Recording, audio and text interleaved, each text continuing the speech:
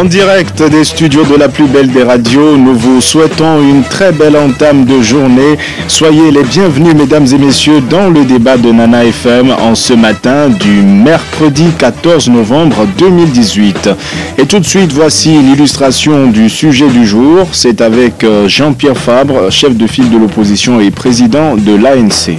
On nous a demandé de fournir 8 représentants, ce que nous avons fait dans les délais. Et après, on a perdu 6 semaines dans une situation de blocage pour bien montrer que c'est un stratagème peaufiné par l'UFC et le RPT Unir. En l'espace de 24, on a réglé ce problème après le recensement. Ça veut dire simplement, c'est un subterfuge qui a visé à nous tenir éloignés de l'organe qui fait le recensement pour qu'on ne puisse pas avoir un recensement contradictoire, c'est-à-dire en notre présence. Après avoir été éloignés de l'opération fondamentale de la CENI, qui est le recensement, nous nous associons à ça. Nous avons dit, et nous avons été souvent suivis par le facilitateur ghanéen lorsqu'il était seul. Nous avons demandé, il faut arrêter le processus électoral unilatéralement enclenché. L'arrêt du processus électoral enclenché, c'est ce que demande la coalition des 14. Et pendant ce temps, le parti au pouvoir maintient son cap avec une prolongation dite exceptionnelle de 3 jours pour les opérations de recensement. Tout ceci dans un contexte assez tendu, comme le reconnaissent plusieurs organisations de la société civile, et ce au détriment du pays, notamment d'un point de vue socio-économique. Alors, l'interrogation qui est la nôtre ce matin est la suivante. En quoi est-ce que les protagonistes devraient privilégier l'intérêt de la nation pour favoriser une sortie de crise définitive au Togo? Et pour en parler avec moi dans ce studio, Isaac Tiakpe, il est le conseiller de Gilles-Christ Olympio, président national de l'Union des forces de changement. Bonjour monsieur Tiakpe. Bonjour monsieur Afanou. C'est la première fois que vous prenez la parole publiquement depuis la sortie de l'UFC de la CENI, et ce débat se fera également avec vous les Togolais qui pouvez réagir dès maintenant via la page Facebook de Nana FM et dans une vingtaine de minutes par téléphone sur le 91 09 71 71 ou le 96 61 58 58. Avec Nestor Glo à la mise en onde, je m'appelle Antoine Afanou. En quoi est-ce que les protagonistes devraient privilégier l'intérêt de la nation pour favoriser une sortie de crise définitive au Togo? C'est le thème du jour. Nous sommes à la CENI en raison des dispositions de la loi. Nous ne partirons pas de la CENI et je peux vous assurer que si nous sortons de la CENI, j'arrête de faire de la politique. Alors Isaac Tiakpe, c'était vous sur les antennes de Nana FM il y a quelques semaines. L'UFC est finalement sorti de la CENI et ce matin, même si c'est nous qui vous avons invité, j'ai envie de vous demander, mais que faites-vous encore là? Écoutez, je répondrai tout à l'heure à la question. Merci de repasser cet élément.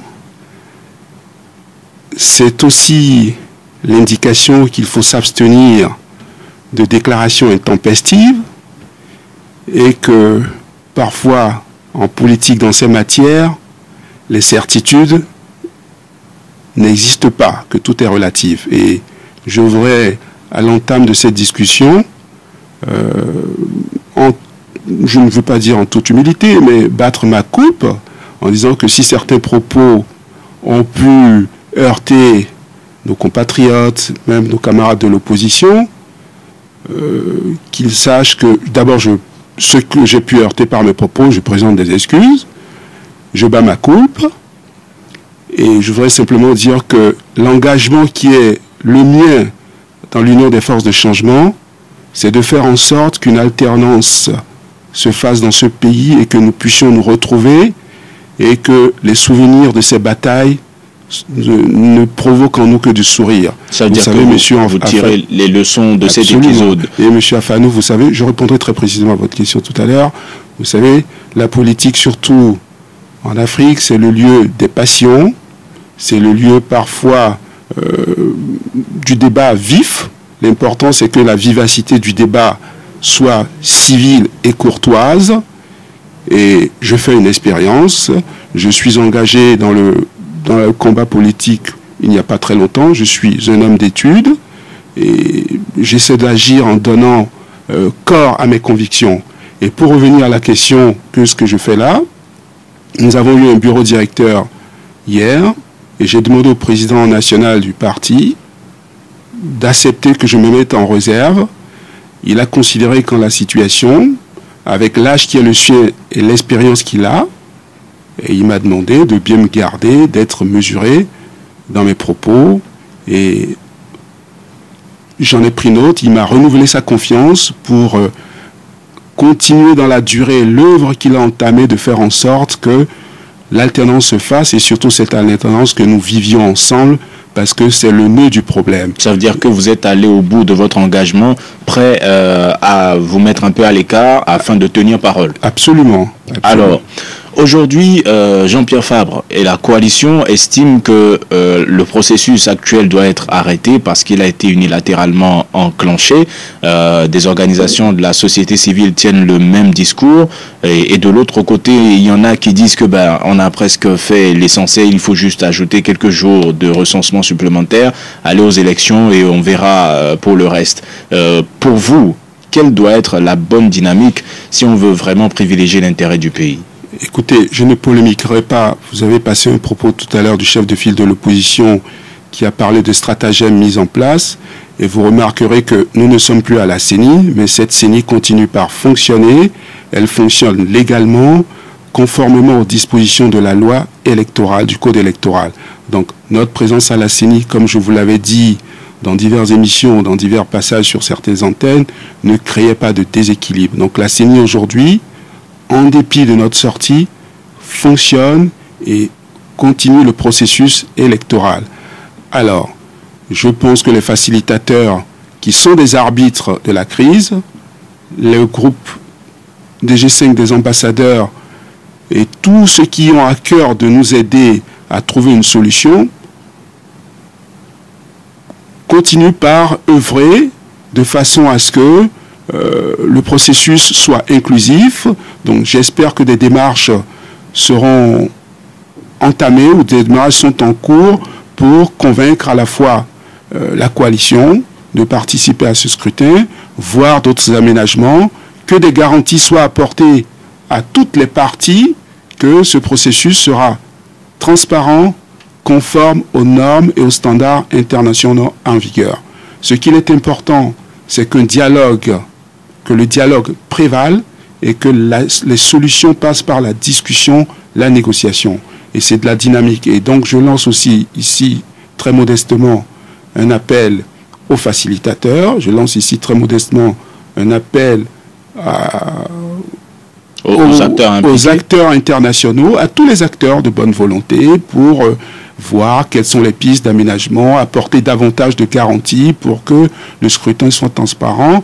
Parce que je sais que les élections, pour ma part, l'essentiel, ce n'est qu'un pis-aller, parce qu'à des dates fixées par la Constitution, à des dates convenues par des acteurs, il faut aller à des élections. Mais ce qui est important, c'est le vivre ensemble. C'est que nous ne vivions plus comme des étrangers ou que nous ne vivions plus comme en chien de faïence dans ce pays. Et c'est ça qui est important. La volonté et la disposition à pouvoir nous regarder sans haine, sans animosité. Est-ce que ce n'est justement pas un souci, le fait que cette médiation se poursuive tout ce temps et qu'aujourd'hui, il n'y ait pas vraiment de référence en ce qui concerne une rencontre face à face entre les protagonistes pour discuter? Est-ce que les divisions sont à ce point? Est-ce que les tensions sont à ce point entre Togolais?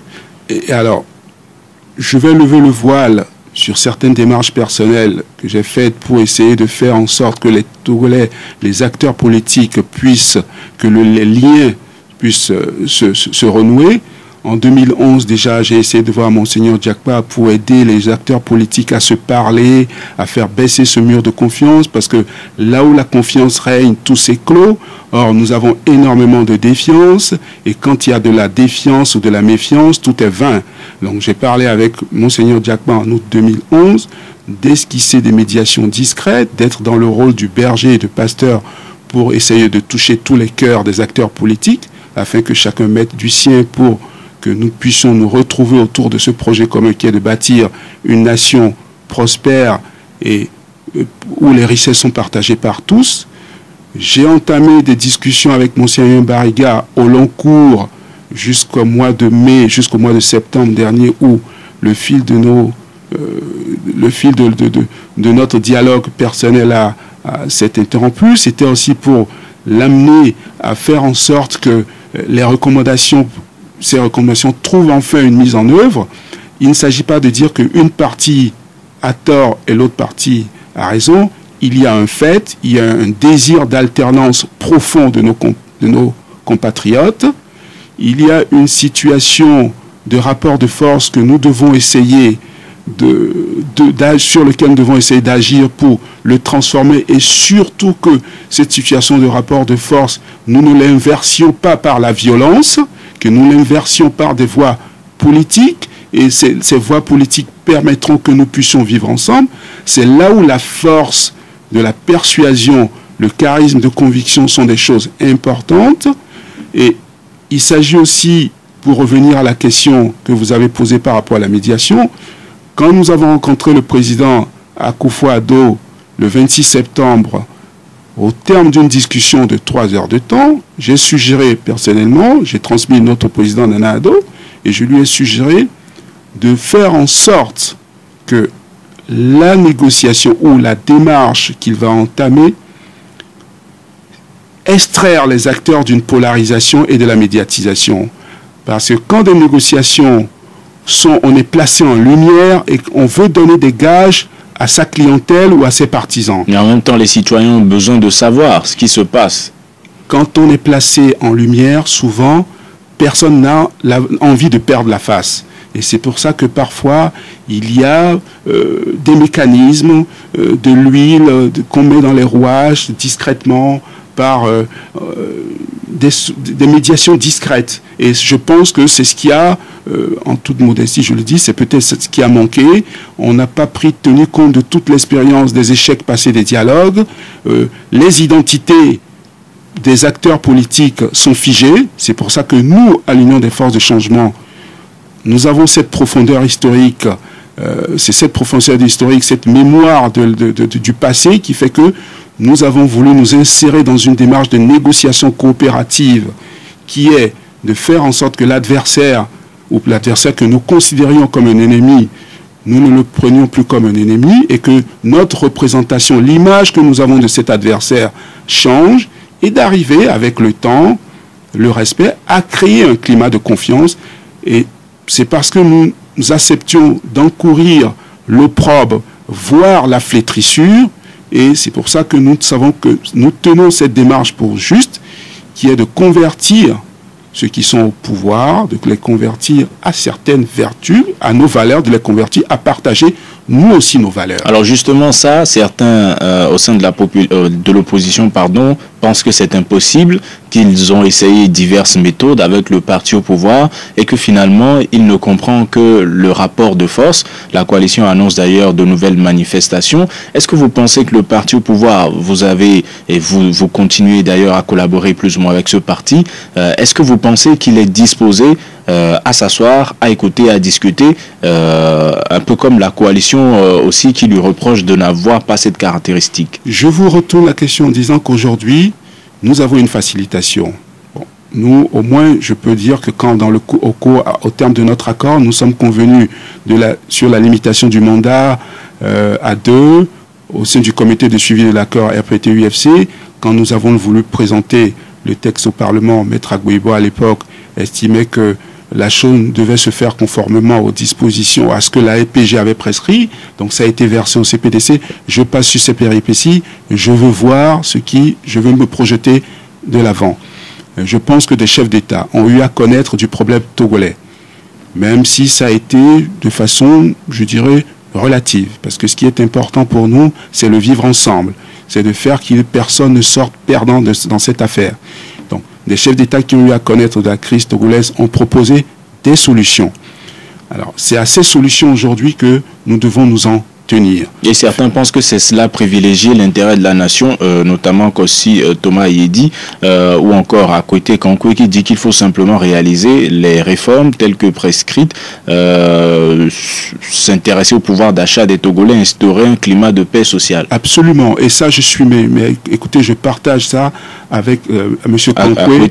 Je partage ça surtout. Et une fois que nous aurons inscrit dans le marbre les réformes constitutionnelles, la limitation du mandat, nous devrions franchir un autre palier. Et moi, je verrais ce palier en 2 temps.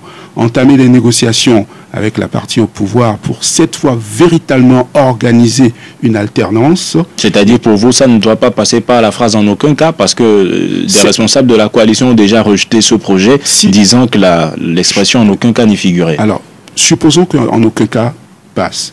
Mais écoutez, si nous ne réglons pas le problème de fond, qui est un climat de confiance, le président de la République, même s'il n'est pas candidat, un membre de son parti peut venir au pouvoir et ils peuvent gagner dans le contexte aujourd'hui. Regardez ce qui se passe en République démocratique du Congo. Ne réglons pas le problème par les effets, réglons le problème à la cause. C'est-à-dire, acceptons de vivre, acceptons-nous dans nos différences. Acceptons que nous devons convaincre nos adversaires, ceux qui sont comme nous, pour qu'ils acceptent. Si le peuple s'exprime véritablement en faveur d'une personne, que l'alternance se fasse pacifiquement. C'est ça qui est au cœur du problème. Et surtout, ce sont les attentes des populations. Ce sont des attentes qui sont énormes. Réduire la pauvreté, des écoles, les pistes rurales, nos personnes âgées. La tâche est énorme. Et cette tâche, un seul parti politique ne peut pas le réaliser. Et donc vous pensez que pour privilégier l'intérêt de la nation, tous les protagonistes devraient accepter de s'asseoir et discuter, se faire confiance. C'est pour ça que je parle de compromis dynamique. Et ce compromis dynamique, ça passe par des discussions. Il y a une partie de discussion, un rapport personnel qu'on établit, un climat de confiance. On se regarde dans les yeux, parfois à l'abri de la lumière. On se parle, on considère que celui qui est en face de soi, c'est aussi un être humain. Il a des enfants, qu'il y a du sang qui coule dans ses veines. Nous allons maintenant voir ce que les auditeurs en pensent. Le 91 09 71 71 ou le 96 61 58 58. À votre avis, en quoi est-ce que les protagonistes devraient privilégier l'intérêt de la nation pour favoriser une sortie de crise définitive au Togo? Vos réactions sont également attendues sur la page Facebook de Nana FM. Nous avons un premier auditeur en ligne. Allô? Allô? Bonjour. Oui, bonjour. On vous appelle comment? Max. Max d'Adido Gomé. Oui, oui. Allez-y, nous vous écoutons. Oui, bien sûr, le hasard fait bien les choses. J'étais parmi ceux qui ont demandé à ce que M. Tiapé vienne nous expliquer son intervention la dernière fois. Et vous avez été satisfait si vous nous avez suivis depuis le début de l'émission? Oui, oui. Je dis bonjour à M. Tiapé. Bonjour, monsieur. Et je la piste parce que il m'a montré qu'il est un homme. Et par ses paroles, quand on attend, il faut reconnaître qu'on attend. Seulement, par leur intransigeance, nous ont aidé effectivement le parti au pouvoir. C'est comme à matin but à nous, bien. À l'équipe dans la même. Alors, maintenant, pour progresser, comment est-ce que les protagonistes doivent privilégier l'intérêt de la nation? L'intérêt de la nation, c'est de suivre la feuille de la route. Il n'y a rien de plus simple. Et que les facilitateurs aient le courage de dire, je ne sais pas si cela se fait dans les coulisses, de dire franchement à M. Faure et à son équipe que la ligne qu'ils ont prise ne fera que détruire le Togo. Merci. Et ils ne pourront pas gouverner les moutons et les arbres. C'est des hommes qui vont gouverner. Merci Max d'avoir participé à ce débat. Passez une bonne journée. Sur la page Facebook de Nana FM, Bachirou Abdoulaye écrit que si le Parti uni privilégiait l'intérêt de la nation, il ne serait pas au pouvoir depuis un demi-siècle. Smith écrit « Ne cherchons pas midi à 14h ». Monsieur Nyasimbwe sait que c'est lui le problème du Togo. Un autre auditeur en ligne. Allô? Allô? Bonjour. Allô? Oui, bonjour. Allô? Oui, nous vous écoutons. On vous appelle comment? Visiblement, il n'a pas de retour et nous rappelons encore une fois que lorsque vous nous appelez, il faudrait maintenir un peu le volume de votre radio pour être en mesure de nous écouter. Allô? Oui, bonjour, monsieur Afane. Bonjour, monsieur Bankole, comment allez-vous? Je vais bien. Allez-y, nous vous écoutons. C'est bonjour à notre invité. Bonjour, monsieur Bankole. Monsieur Afanou, j'avoue sincèrement que moi, je n'ai rien compris de tout le développement de l'invité. Hein. Qu'est-ce qui vous a échappé? Ah non, j'ai rien saisi. C'est-à-dire, qu'est-ce qu'ils veulent exactement? Parce que à la question que vous lui avez posée, je n'ai pas eu de satisfaction comme réponse. Alors, je ne sais pas ce qu'ils disent. Vous voulez qu'ils vous disent concrètement ce qu'ils veulent là maintenant? Et il va falloir que de temps en temps, nous rappelions un certain nombre de choses. Allez-y rapidement. Il y a une volonté manifeste de ceux qui nous gouvernent de perdurer au pouvoir. Ils ne veulent rien entendre. Et souvenons-nous que le président Faure a dit, mon papa m'a dit de ne jamais laisser le pouvoir. On a l'impression que c'est dans ce sillage-là qu'ils sont et qu'ils mettent tout en œuvre pour perdurer au pouvoir. Alors la question à notre invité, c'est de savoir combien d'années lui il pense que ce pouvoir doit encore faire. Bien, merci. Doit encore faire pour pouvoir lâcher prise. Merci. Merci, M. Bankole, d'avoir participé à ce débat. Passez une bonne journée. Abbé Solo, sur la page Facebook de Nana FM, écrit qu'il faut que le pouvoir accepte l'organisation d'une élection transparente. Nous allons prendre encore un auditeur en ligne et donner la parole à Isaac Tiakpe. Allô? Allô? Bonjour.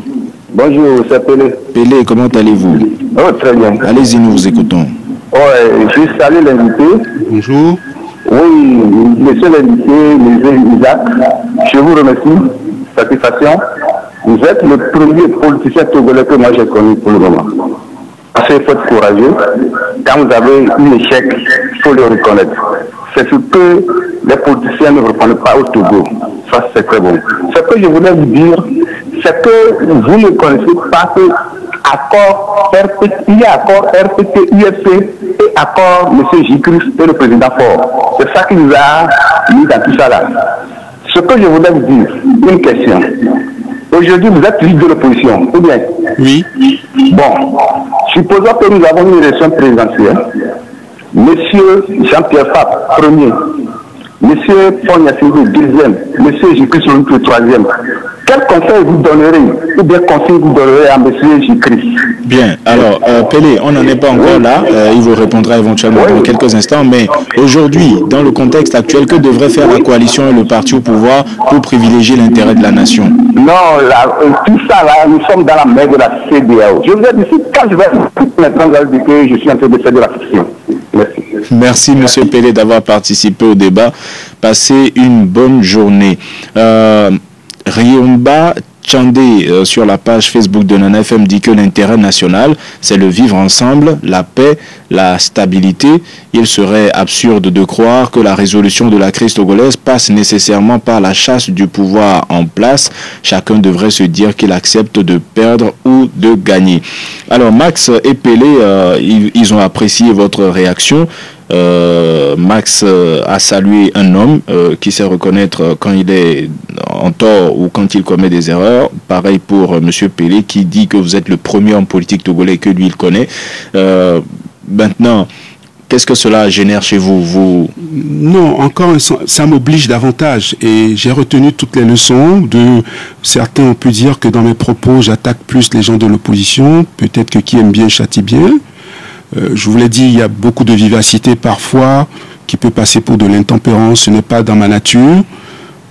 Et je tiens compte de toutes ces observations, de ces critiques et remarques pour m'améliorer. Alors, je veux répondre à la question de M. Bankole qui est importante. Il a parlé de volonté de persévérer au pouvoir. Et je lui réponds franchement en disant ceci, que toute personne dans une situation, et c'est une chose naturelle, veut y persévérer. En matière politique, ce qu'il importe, c'est de créer des conditions, une situation pour telle que la volonté de persévérer dans un être, c'est-à-dire dans une situation de pouvoir, n'existe pas ou soit empêchée. Il y a deux manières. C'est pour ça que dans nos démocraties, il y a un système constitutionnel qui l'organise.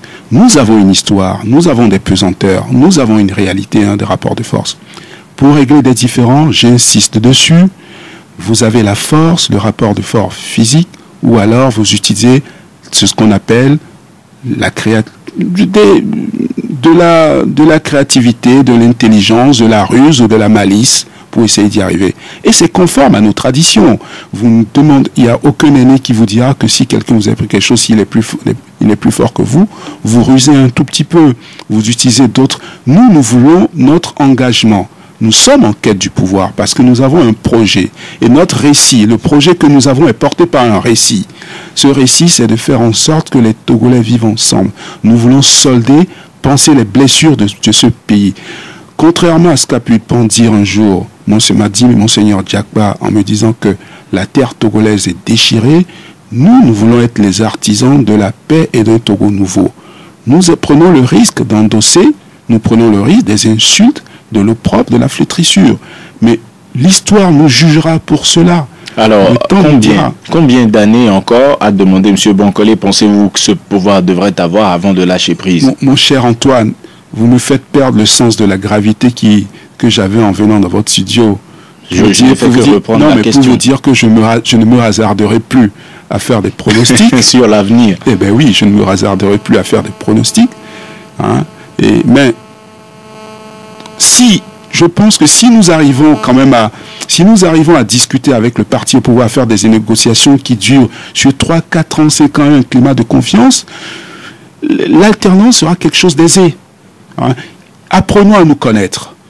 Apprenons à modifier nos certitudes. Vous voyez, il y a beaucoup de colère. Et avec de la colère, les attentes. Et c'est pour ça que les politiques doivent transformer les indignations, les attentes des populations en dynamique politique, c'est-à-dire en compromis avec les gens. Ils doivent dire, personne ne veut que les choses perdurent dans ce pays, mais comment y arriverons-nous? C'est ça, c'est à cela que nous sommes confrontés. Alors, Pelé s'est projeté dans l'avenir, il imagine un scénario où l'ANC, l'UFC et UNIR se retrouvent dans le dernier carré, on va l'appeler ainsi, d'une élection. S'il faut soutenir quelqu'un, que conseilleriez-vous à Gilles Christoni? Je m'en tiendrai au projet. D'ailleurs, monsieur Olympio, vous remarquerez, il n'a plus l'ambition d'entrer dans la carrière. Il est en train de préparer. Et d'ailleurs, après les élections, nous organiserons très certainement un congrès. Et je m'en tiendrai au projet. Le projet de le candidat qui veut réconcilier les Togolais. Pas un projet fin. Un candidat qui veut que la paix sociale existe et que les richesses soient partagées. Évidemment, ce sera sur pièce. Et il est évident qu'aujourd'hui, toutes nos populations veulent voir d'autres visages de la politique. Et je pense que aussi bien dans l'opposition qu'au pouvoir, des visages sont là depuis longtemps et que nous aspirons à avoir d'autres intelligences, d'autres capacités à porter leur talent pour changer les choses, mais nous verrons sur pièce. Le 91 09 71 71 ou le 96 61 58 58. Nous avons un auditeur en ligne. Allô? Bonjour Antoine. Bonjour Kanidek. Oui. Comment allez-vous? Ça va bien. Allez-y, nous vous écoutons. Bonjour monsieur Tapé. Bonjour monsieur Kanidek, je suis content de vous entendre, le fidèle auditeur. Oui, moi aussi je suis très content de vous entendre ce matin et très content de vos propos. Et bon, en politique, c'est le fair play, mais vous avez fait preuve de fair play ce matin, mais il vous reste encore à faire davantage. Parce que le Togo, c'est un patrimoine commun. Il faut que si le Togo brûle, ça brûle pour tout le monde. Et personne ne sera à l'abri. Bon, félicitations à vous. Merci, mais moi, mon inquiétude, aujourd'hui, le pouvoir est dans la droite ligne pour aller aux élections le 20 décembre, quel que soit ce qui va se passer. Et je pense que l'UFC aussi est partant. Bon, est-ce que l'UFC avec quelques partis politiques qui se réclament de l'opposition, bien sûr, ils sont tous partants. Est-ce que vous êtes sûr, vous les partis qui sont engagés dans ce processus, est-ce que vous êtes sûr que vous aurez des voix qui peuvent toutefois créer une minorité de blocage à la nouvelle Assemblée nationale pour ne pas laisser le boulevard au pouvoir de faire ce qu'il veut faire avec notre chef Togo. Merci Kanidek d'avoir participé au débat. Passez une bonne journée. Sur la page Facebook de Nana FM, Guillaume dit que les protagonistes n'ont qu'à regarder dans leur rétroviseur pour voir le mal qu'ils ont fait subir au peuple togolais en 2005 et ils sauront quoi faire. Un autre auditeur en ligne. Allô? Allô? Bonjour. Antoine, bonjour. Monsieur Lawson, comment allez-vous? Monsieur Lawson, Casablanca. Allez-y, nous vous écoutons. Je salue votre invité. Bonjour, monsieur Lawson. Et je me félicite de l'humilité avec laquelle il a reconnu qu'il ne maîtrise pas bien les arcanes de la politique togolaise. C'est pas tout à fait ce qu'il a dit, mais bon, allez-y. Ah oui, c'est ce que moi j'en déduis. C'est ce que vous avez compris, allez-y. Lui-même, il n'a qu'à constater que les Togolais n'aiment pas la violence. Ils sont très faciles à pardonner. Hein? Alors, sinon, je ne pense pas qu'il aurait le courage de venir encore à l'antenne ce matin. Alors, que devrait faire le protagoniste? Pour le sujet, oui. Vous savez, Antoine, moi j'ai toujours dit que la crise togolaise, ce n'est pas entre le pouvoir et l'opposition. C'est entre le pouvoir cinquantenaire et le peuple souverain. Vous voyez, il faudrait que le pouvoir comprenne que le fauteuil présidentiel n'est pas familial, ni clanique. Il faut qu'il se mette dans la disposition. La démocratie n'est pas acceptée au Togo. Elle est tolérée, le multipartisme et tout ça. Et tant que le régime ne comprendrait pas ça, et se mettrait dans une vision de conservation pérenne du pouvoir, on ne s'en sortira jamais. Merci. Quand il dit au chef de l'État de prendre conscience que ce fauteuil n'appartient pas à sa famille. Comme lui-même il a dit que son papa lui a dit de ne jamais... Mais qu'est-ce que c'est que ça dans une nation? Alors, monsieur Lawson, oui, est-ce que vous pensez qu'une approche pédagogique telle qu'expliquée un peu par Isaac Tchakwe peut permettre aux Togolais ensemble de discuter et d'évacuer cet épisode qui consiste à vouloir coûte que coûte garder le pouvoir comme vous le dites? Bon, je ne vous ai pas bien saisi. C'est-à-dire? Je pense que dans son nouvel état d'âme, il n'a qu'à se mettre en conformité avec le bureau national et le président de leur parti pour revenir dans de bonnes dispositions. Bien. De venir faire leur meilleur coup au peuple togolais. Merci. Parce qu'ils se sont trompés. Merci monsieur Lawson d'avoir participé au débat. Passez une bonne journée. Et Sodofio sur la page Facebook de Nana FM dit que le privilège de l'intérêt national devrait passer par le respect scrupuleux de la feuille de route de la CEDEAO, le redémarrage de tout le processus en commençant par une réforme approfondie et inclusive, la libération des détenus politiques. Nous allons prendre le dernier auditeur en ligne. Allô? Allô, bonjour. Bonjour monsieur Maglo, comment allez-vous? Ça va très bien. Allez-y. Moi, je ne féliciterai jamais votre invité. À la limite, oui, ce n'est même pas ce que nous vous demandons. Je peux maintenant le pardonner, je ne peux pas le féliciter. Oui, monsieur Maglo. Parce que je dis, pour répondre à la question même, qu'est-ce que nous devions faire pour qu'il y ait la paix, pour qu'on trouve un dénouement heureux à ce problème qui nous mine au Togo? Ce qu'il faut faire, il faut que nous cessions de mentir. C'est le mensonge qui nous a conduits pendant 53 ans jusque-là. Et lorsque les jeunes se lancent en politique et commencent à mentir, ça fait mal. C'est tout un chacun. Lorsque un parti politique comme l'UFC ment, à commencer par le président de ce parti qui se retire de la politique et qui continue à la faire, et que son jeune Monsieur Maglo, à l'antenne. Oui, monsieur Maglo. Oui, laissez-moi là, oui, mon frère. C'est un échange. Monsieur Maglo. Oui, monsieur Maglo. Oui. Si on n'avait pas le courage de vous écouter, on vous aurait interrompu depuis. Mais c'est un échange. Et donc, vous dites que j'écris Solimpio ment, il continue de faire de la politique. Oui, depuis sa dernière expression publique, à moins qu'on se trompe, il ne s'est plus exprimé publiquement au nom de son parti. Le maintien de Romao, c'est sous sa coupe. On nous a dû parler d'une lettre qu'il a signée. C'est en cela que vous pensez qu'il continue d'intervenir. Il est venu nous dire qu'il va se retirer de la politique et il est toujours là. Mais c'est ce mensonge qui nous a conduit jusqu'aujourd'hui. Donc pour vous, les protagonistes doivent se dire la vérité. Alors pour revenir à la question, ce qu'on doit faire dans l'immédiat, il faut qu'on cesse ce processus-là qui est conduit unilatéralement. Bien. Il faut emballer tout le monde. Il ne faut pas que les jeunes qui se lancent dans la politique soutiennent cette position. C'est trop flagrant. Merci. C'est trop flagrant. Merci, M. Maglo, d'avoir participé au débat. Passez une bonne journée.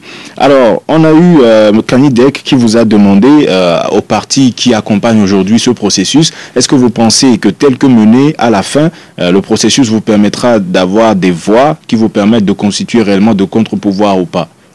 Écoutez, je vais d'abord répondre à M. Maglo et dire que il ne faut pas se voiler la face.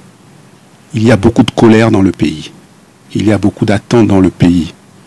Ce serait vraiment malhonnête de ne pas reconnaître que le chômage, toutes les attentes, les populations, là, on ne voit pas beaucoup de tristesse, on ne voit pas beaucoup de joie. Et ce serait malhonnête de le nier. Et je comprends les colères de M. Maglo. Il y a des aspirations. Et il nous appartient, nous, aujourd'hui, si nous nous engageons, c'est parce que nous voulons que ces choses changent, mais changent dans la paix, dans la fraternité, mais de manière tolérante. Nous n'avons qu'un engagement, c'est celui de la politique, cette manière de faire, d'utiliser la force de nos arguments, la persuasion, pour aller parler aux gens. Et pour changer la situation, nous n'avons pas d'autres moyens. Et c'est le temps qui va nous donner raison. Peut-être réussirons-nous, peut-être échouerons-nous, mais on ne peut pas nous reprocher d'avoir essayé de faire que les choses changent dans ce pays. Notre engagement, nos convictions pour une alternance, elles sont sincères et profondes. Laissez-nous, donnez-nous le temps et on nous jugera. En tout cas, pour répondre très directement à la question de M. Kanidek, si la CEDEAO, après un rapport, estime que le processus n'est pas conduit de manière à garantir l'équité, la transparence, voire l'inclusivité, nous aviserons et nous pourrions nous retirer du processus électoral. Il appartient à la CEDEAO aujourd'hui de s'exprimer, de faire davantage preuve de diligence et de célérité pour ramener tous les acteurs politiques autour de la table et faire que des concessions se fassent de part et d'autre et que le processus électoral se déroule. On ne peut pas vivre dans une crise permanente. La CEDEAO s'est engagée, il leur appartient de dire les choses, d'éclairer les attentes et de faire en sorte que les attentes des concitoyens soient satisfaites pour qu'on ait un processus transparent. Nous n'irons pas. Nous nous préparons pour aller à l'Assemblée. Si la CEDEAO estime que le processus n'était pas transparent, nous ne nous rendrons pas. Nous ne participerons à ce scrutin. Si nous sommes à l'Assemblée, évidemment que nous allons insister pour que d'abord les réformes constitutionnelles et institutionnelles seront déjà faites, parce que c'est ce qui a été prescrit par la CEDEAO. Nous insisterons pour qu'une loi d'amnistie soit votée rapidement pour les anciens chefs, pour les chefs d'État, les ministres, les députés. C'est tout ce qui participera à un climat de confiance. Nous insisterons pour que certaines dispositions permanentes de la commission, des recommandations de la commission Vérité, Justice, Réconciliation soient mises en œuvre. Nous mettrons en œuvre, nous proposerons certaines lois qui devront participer à l'apaisement du climat politique. L'obligation pour tous les acteurs politiques d'un dialogue permanent. Ce ne seront pas des mots, mais des engagements personnels des acteurs politiques. Et M. Lawson dit que les Togolais sont profondément pacifiques. Sur la page Facebook de Nana FM, Kokou Agbalegno dit que pour une sortie définitive de la crise, le parti au pouvoir doit opérer les réformes institutionnelles et constitutionnelles et l'opposition pour sa part doit arrêter de faire une fixation sur la personne de Faure et s'assurer plutôt de l'effectivité des réformes pour battre le régime. Qu'en pensez-vous? Eh bien, écoute, je vous l'ai dit au départ, je vous ai dit que nous personnalisons trop le débat dans ce pays. Or, même si le président de la République actuelle ne se représentait pas, son parti désignerait un candidat. Avons-nous les garanties que l'opposition pourra gagner la prochaine fois, au prochain scrutin, si le président de la République n'était pas candidat? Il ne m'appartient pas de se prononcer.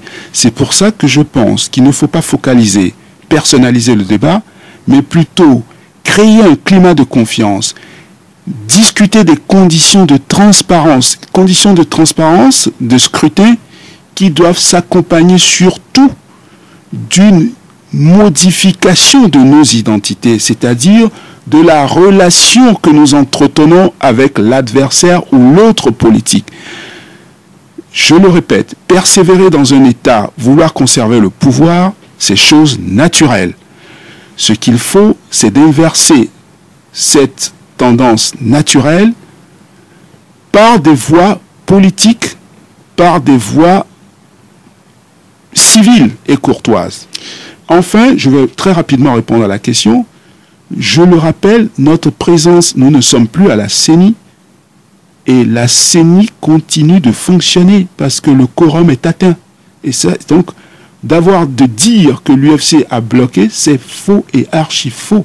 La CENI aujourd'hui, nous n'y sommes plus, mais fonctionne bel et bien.